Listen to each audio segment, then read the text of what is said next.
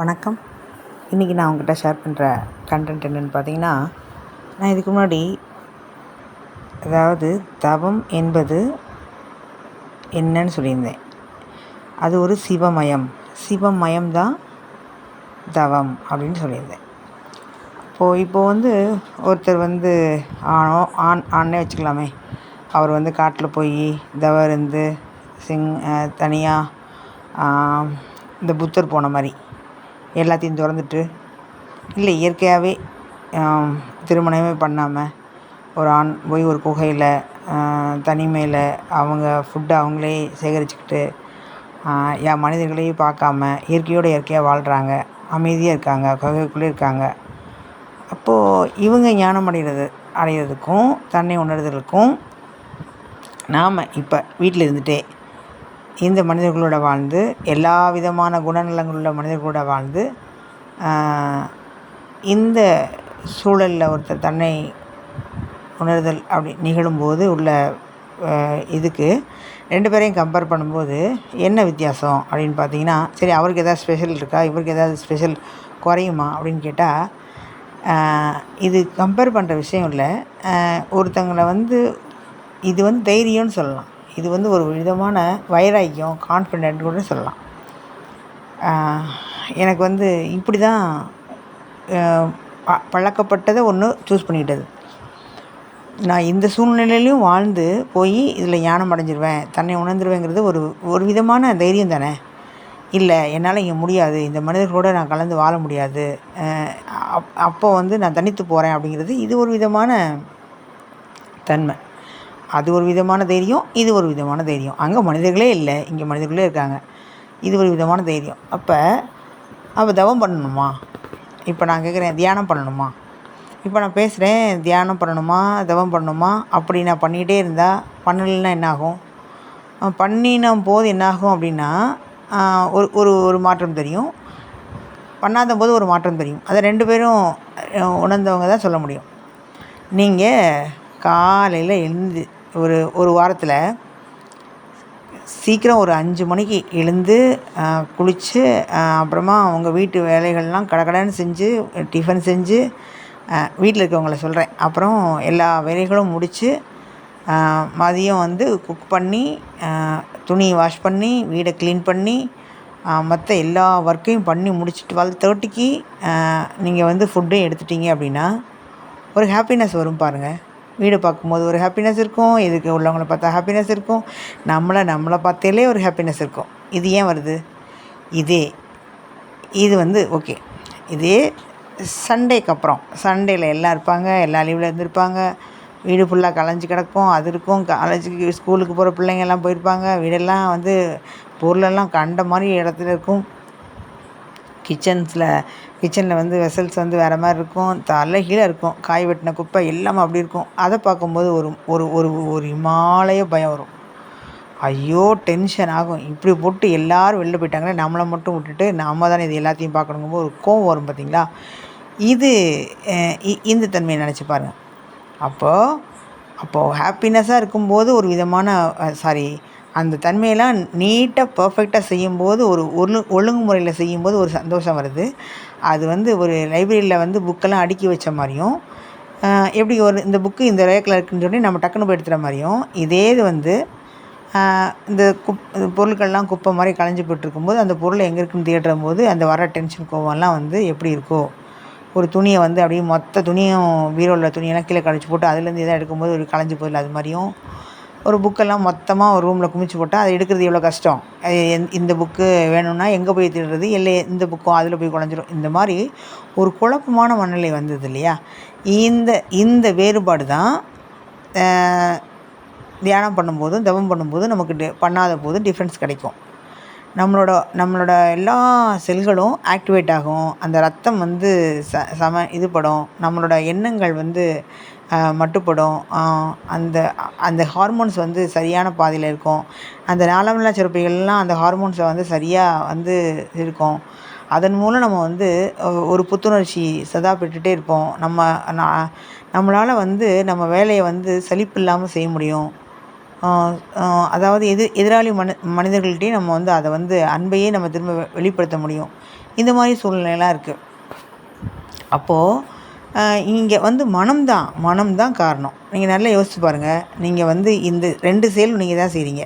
சரி, சப்போஸ் வந்து அந்த எல்லா வேலையும் பண்ணீங்களே, அது அப்படியே இருக்குமானா கொஞ்ச நாளில் குழஞ்சி போய் சண்டே வரும்போது திரும்ப இப்படி ஆகிடும். திரும்ப சண்டே வச்சதை வந்து திரும்ப இப்படி வச்சுருப்பீங்கன்னா கொஞ்சம் இல்லை ஒரு மண்டே டியூஸ்டேயில் வந்து வீடை வந்து திரும்பியும் வந்து பழையபடி கொண்டு வந்தீங்க. அப்போ இது வந்து ரொட்டீனில் நடந்துகிட்ருக்கு இல்லையா? அப்போது இந்த பேட்டர்ன் புரிஞ்சிடும் உங்களுக்கு.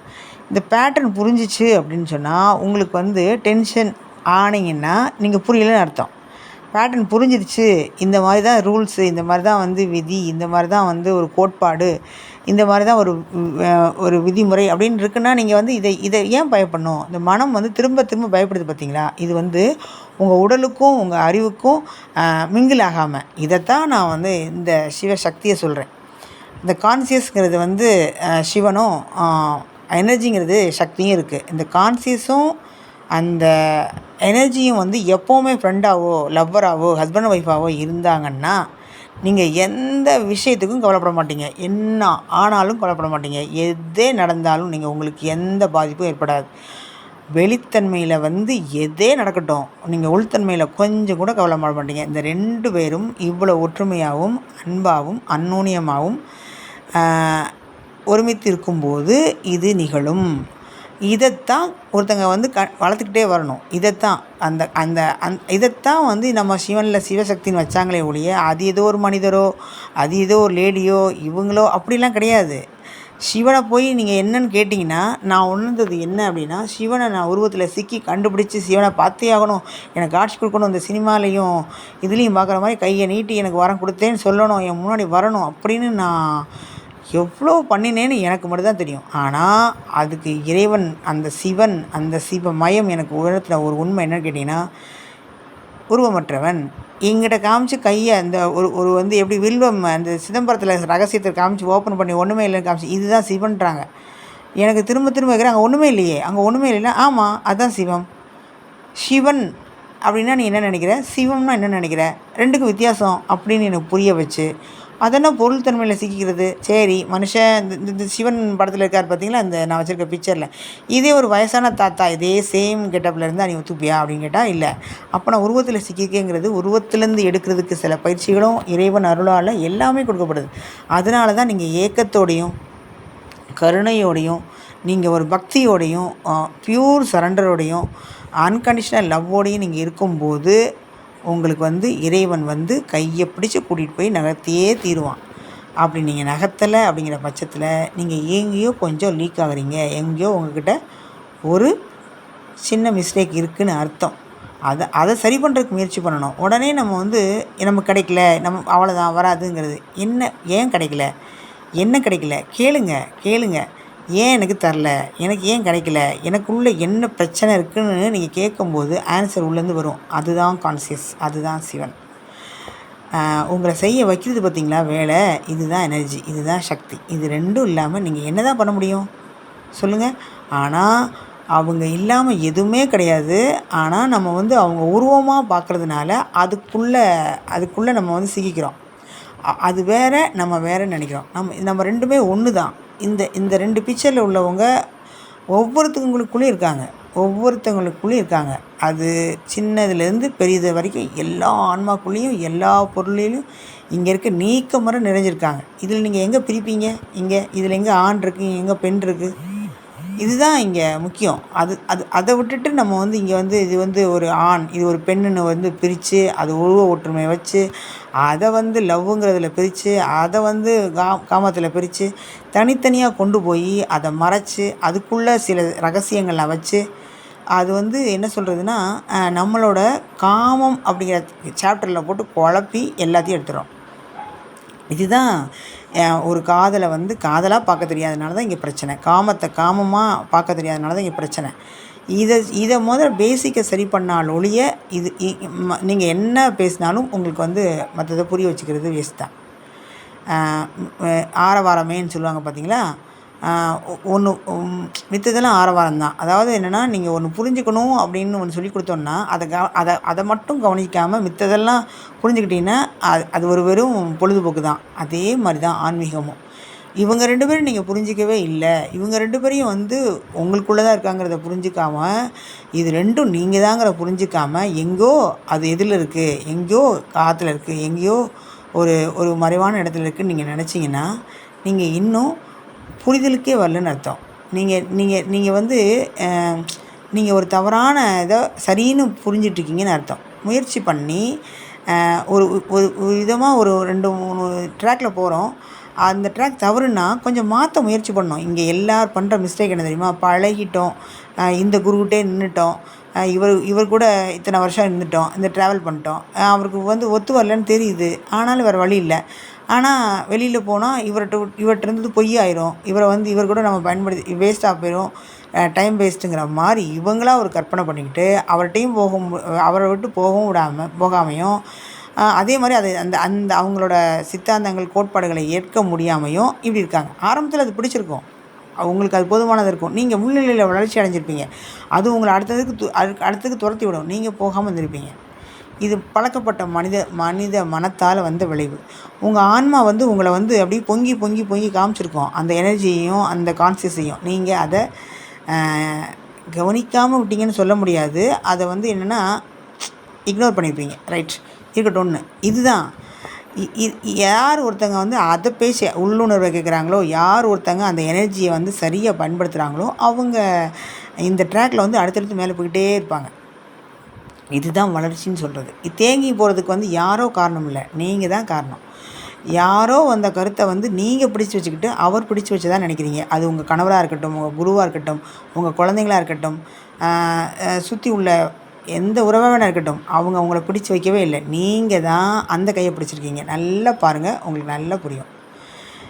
சொல்கிறது வந்து என்னென்னா, என் கணவர் வந்து இப்போ ஒரு 70, 60 வயசில் ஒருத்தவங்க வந்து என் கணவர் வந்து என்னை விட்டுருக்க மாட்டார், அவர் வந்து துணைக்கு விட்டுருக்க மாட்டார். இல்லை தான், இல்லைன்னு சொல்ல வரல. ஆனால் அவர் உங்களை பயன்படுத்துகிறாரு. அவர் எப்படி பயன்படுத்துகிறாருன்னா, அவருக்கு பயம், தனியாக இருக்க பயம் பயன்படுத்துகிறாரு. அதனால உங்களை வந்து அந்த ஆன்மீகத்துக்குள்ளே போக விடாமல் உங்களை வந்து பிடிச்சி வச்சுக்கிறாரு. இது வந்து பாசம் கிடையாது, இது பாசம் நம்ம நினச்சிக்கிறாங்க மக்கள்.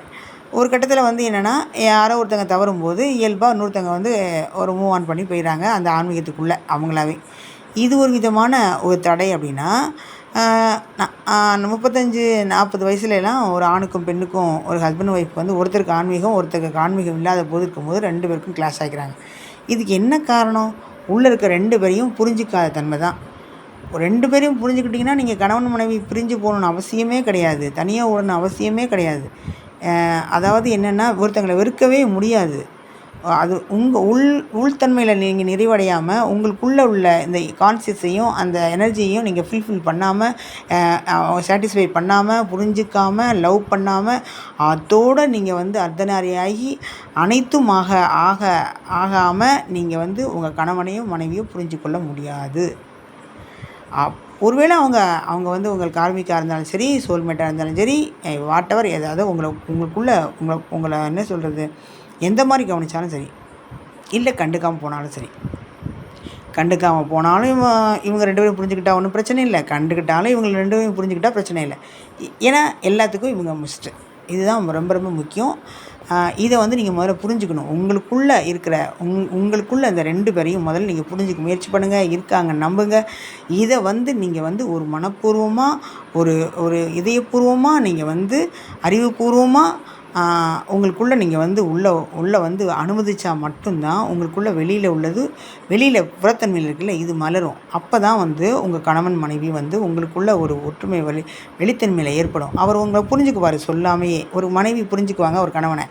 இப்போ நீங்கள் வந்து பிரிஞ்சு போகணும், சண்டை போகணும், இந்த மாதிரி வந்து கருத்து வேறுபாடெலாம் வரதுக்கு வாய்ப்பே இல்லை. இப்போ நீங்கள் சொல்கிறீங்க இல்லை, என் கணவனை புரிஞ்சிக்கவே இல்லை, எனக்கு வந்து அவர் தகுதியே இல்லை, அவர் வந்து இதுக்கு தகுதியே இல்லை அப்படின்னு சொல்கிறாங்க நிறைய பேர். நான் என்ன சொல்கிறேன்னா, அது தகுதியே இல்லைன்னு சொல்கிறேன், உங்களுக்கு தான் முதல் தகுதி இல்லைங்கிறது தான் என்னோடய கருத்து. ஏன்னா நீங்கள் வந்து அவர் வழியாக உங்களை தான் பார்க்குறீங்க. நீங்கள் யாரை குற்றஞ்சாட்டுறீங்களோ, யாரை வெறுக்கிறீங்களோ, யாரை வந்து ஒதுக்கி வைக்கிறீங்களோ, அது அவங்கள இல்லை, உங்களே. இதை வந்து எப்போ புரிதல் வரும்போது தான் உங்களுக்கு அது புரியும். இது புரியாத போது அதுதான் உங்கள்கிட்ட சொல்கிறது, துன்பத்திலே பெரிய துன்பம் அறியாமை. அந்த அறியாமைங்கிற நீங்கள் கண்ணாடி போட்டிருக்கிறதுனால உங்களுக்குள்ள எல்லாமே அந்த மாதிரி தெரியுது. 2வது என்னென்னு கேட்டிங்கன்னா, ஈகோ கையில் எடுக்கும்போது என்னென்னா, ஈகோ வந்து உங்களையும் முதல்ல மறைக்கும். அதுக்கப்புறம் எதிரில் உள்ளவங்களையும் மறைக்கும். அப்புறம் எப்படி நீங்கள் வந்து உங்களையே புரிஞ்சிக்காத போது எதிரில் உள்ளவங்களை எப்படி புரிஞ்சுக்குவீங்க? உங்களை தான் வந்து அழகாக வந்து ஒரு பிரேம் பண்ணிடும் அந்த அகங்காரம். ஸோ அந்த அகங்காரத்தை விட்டுறதுக்கு சில தன்மைகள் எடுத்துக்கணும். அதுதான் நம்ம வந்து என்னென்னா, முதல்ல நான் அப்படிங்கிற தன்மையை சரி இதில் வந்து இந்த தவம் பண்ணுறோம், இந்த 2 பேரையும் பார்த்துட்டோம் அப்படிங்கிறது வந்து இந்த ஈகோவே என்ன ஆயிடும்னா, இப்போ நான் பேசுகிறேன்னு வச்சுக்கோங்களேன், எனக்கு எவ்வளோ விஷயம் தெரியுமா, நான் யூடியூப்பில் இவ்வளோ பேசுகிறேன் தெரியுமா, இவ்வளோ பேர் கேட்குறாங்க தெரியுமான்னு வச்சான்னு வச்சுக்கோங்களேன், நல்ல நடு மண்டையில் நச்சுன்னு கொட்டி உள்ளே இறக்கிடுவாங்க. ஸோ வந்து என்னென்னா, இதெல்லாம் பட்டு அடிபட்டு வந்து தான் இவ்வளோ வந்து சொல்ல முடியுது. நீங்கள் எவ்வளோ பேர் பார்க்கலனாலும் பார்த்தாலும், நான் பேசினாலும் பேசாட்டாலும் எனக்குள்ள எந்த தன்மையும் எந்த வேறுபாடும் இல்லாமல் பேச முடியுது. எனக்குன்னு ஒரு குரூப் கிடையாது, எனக்குன்னு இது எதுவுமே கிடையாது, நான் ஒரு எம்பளம் வைக்கல, நான் ஒரு ஆசிரமம் மாதிரி இல்லை.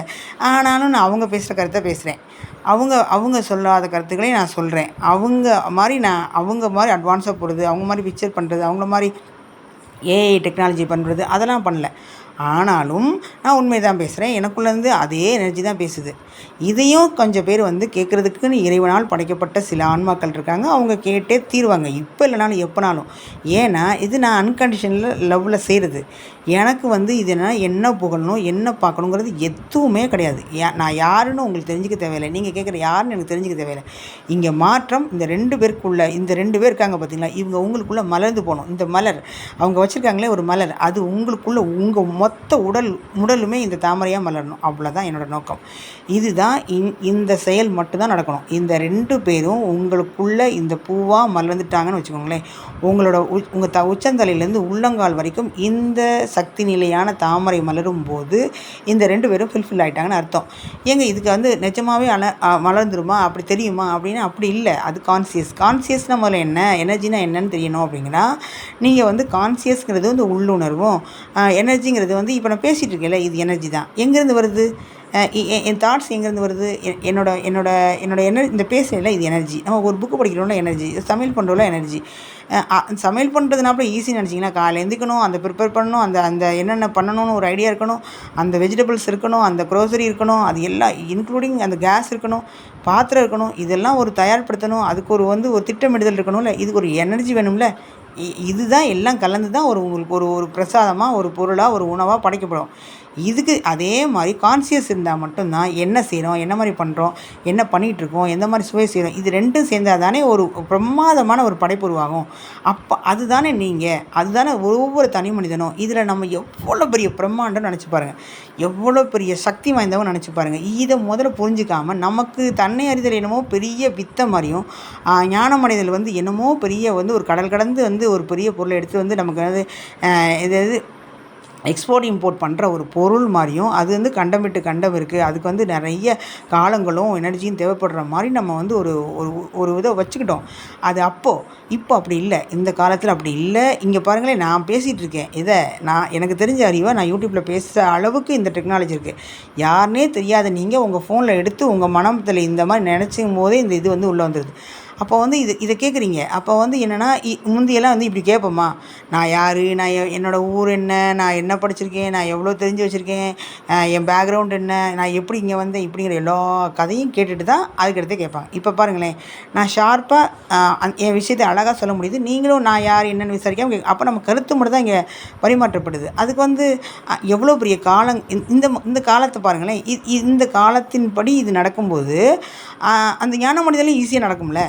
முதல்ல நம்ம பிரம்மம், நம்ம பிரபஞ்சம், நம்ம இப்போ பேசிகிட்டு இருக்க ஒரு பிரபஞ்சம். நீங்கள் கையை ஆட்டி பேசிங்கன்னா பிரபஞ்சம் கை ஆட்டுது, நீங்கள் கண் சிமிட்டுறீங்கன்னா பிரபஞ்சம் கண் சிமிட்டுது.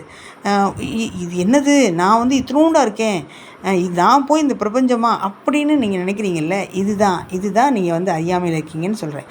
கான்சியஸ்ங்கிறது, அன்புங்கிறது, உணர்வுங்கிறது, எனர்ஜிங்கிறது என்னென்னா, இதை நீங்கள் உணர்ந்தும் போது உங்களுக்குள்ள அந்த சூரியனும் உங்களுக்குள்ளே தான் இருக்கும், சந்திரனும் உங்களுக்குள்ளே தான் இருக்கும். அந்த உண்மையே சொல்லணும்னா அந்த 2 பேருமே சந்திரனும் சூரியனும் தான். இந்த சந்திரனும் சூரியனும் உங்களுக்குள்ளே ஃபுல்ஃபில் ஆகி வரும்போது உங்களுக்குள்ளே என்ன சொல்கிறது, அந்த பெண்ணுக்குரியது ஆணுக்குரிய தன்மைகள் நிகழ்ந்து எல்லாமே முழுமையாக அடைஞ்சிருக்கும் இந்த லோட்டஸ் மாதிரி. இதுதான் நான் திரும்ப திரும்ப உங்கள்கிட்ட சொல்ல வர்றது என்னென்னா, இதை நோக்கி நம்ம பயணிக்கிறது நம்ம குறிக்கோளாக இருக்கணும். சரி சொல்லலாம், நீங்கள் கேட்கலாம், ஏங்க நான் இவ்வளோ பாடுபடுறேன், எனக்கு இங்கே கடன் இருக்குது, இவ்வளோ நோய் இருக்குது, என் கணவர் என்னை புரிஞ்சுக்கல, என் பிள்ளைங்க வந்து என்னை விட்டுட்டு போயிட்டாங்க, நான் வந்து பொருளாதாரம் இல்லாமல் இருக்கேன், என்னால் முடியுமான்னு. நிச்சயம் உங்களால் முடியும்.